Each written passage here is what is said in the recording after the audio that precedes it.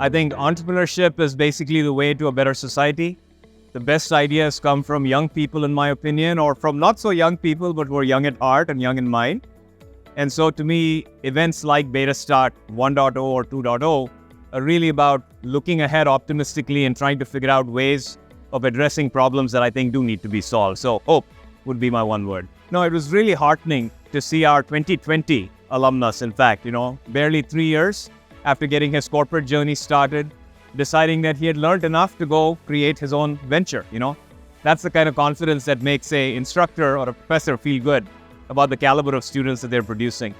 Now, the entrepreneurial journey might not be for everybody, but I think it might be for more people than realize that it is for them, honestly. And so to the extent we can basically awaken that entrepreneurial passion in our participants at as early a stage as possible, I think the better off it is, the better it is for everybody. And so in this case, this gentleman took 3 years, before he started on his entrepreneurial dream.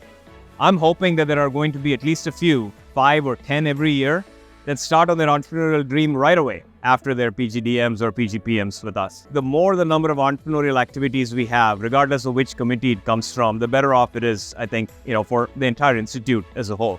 Now we can learn from each of these initiatives. I think what the Finovate Accelerator, event did for us was introduce us to a particular domain in fintech. It introduced us to companies that already were in the market, because the minimum requirement there was to actually have a product and customers. Beta Start 2.0 relaxes the criteria a little bit. We have folks here that are earlier in their startup cycle, and that's the intent of having an event like Beta Start.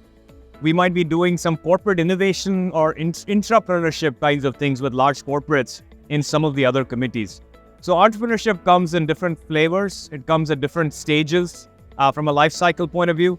And the more the number of events we have here, from a participant point of view, I think I would like participants to realize that entrepreneurship is really not something that is so unique and foreign.